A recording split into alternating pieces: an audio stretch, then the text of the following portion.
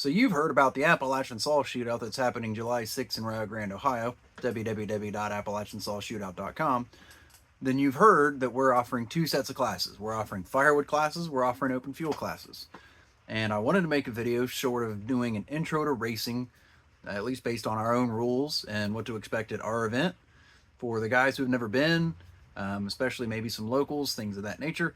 So if you're an open fuel racer, if you know alcohol, nitro pipes, all that stuff, you know what you're doing. You probably know more than me.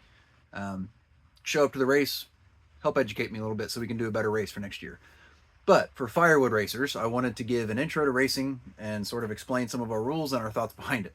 So we're doing 4 classes in the firewood realm. That's 3, 4, 5, and 6 cubic inch. That breaks down to about 50 cc, 65 cc, 81, and 98, 99 cc's, respectively, for 3, 4, 5, and 6.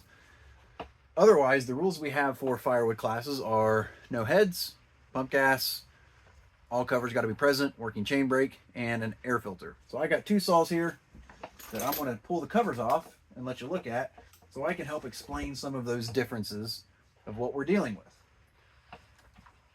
The firewood classes are really oriented towards average guys with maybe a ported saw that wants to go try racing. So this is my 395 clone.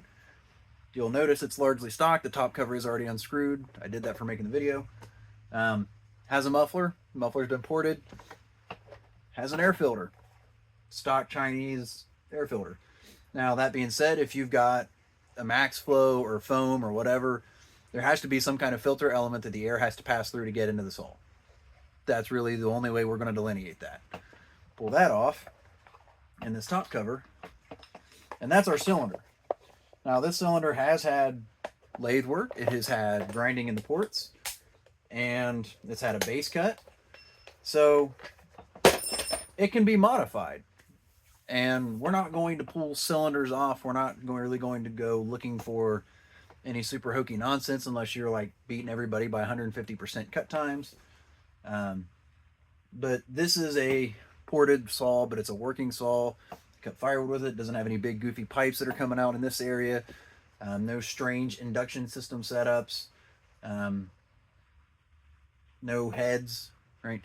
So this is a firewood saw. It's a work saw.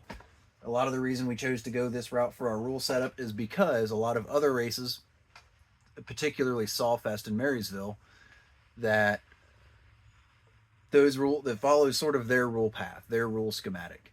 So, you know, if you've got saws that work at Sawfest, you've got saws that work for us.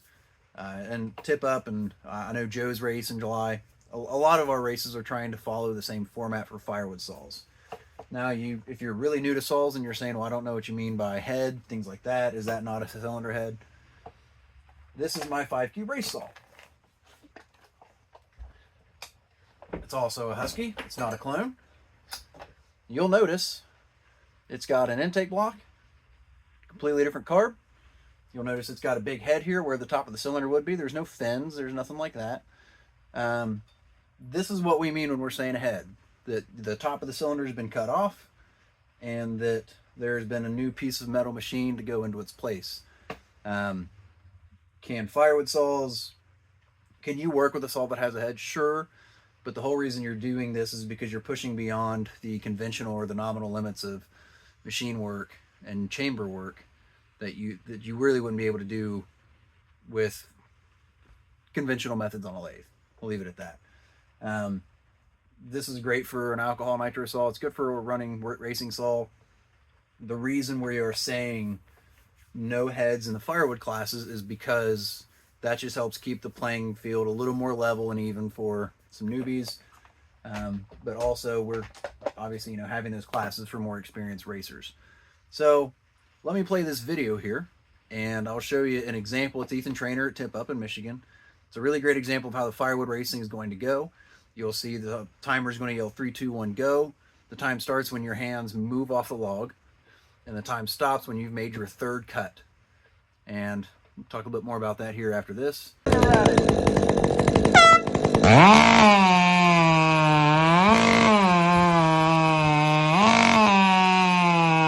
So you saw there that Ethan started out hands on the wood. He got down nice and low. He was real close to a saw.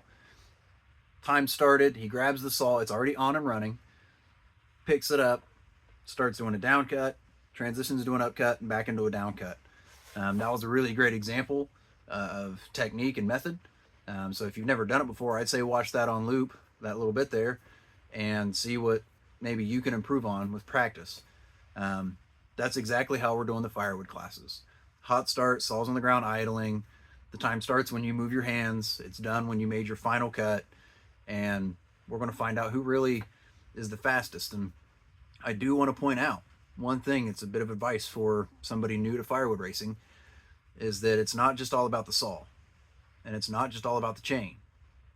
It's really a combination. I tend to think of it as thirds. A third of it is how fast your saw is. A third of it is how good your chain is. And a third of it is how smooth of an operator you are. I've been to races where guys spend 2 seconds picking their saw up and getting to the wood. Now, I'm not saying you need to rush and be unsafe, but you want to do that as quickly and efficiently as possible, right? So think through those things. That should help make you a faster racer.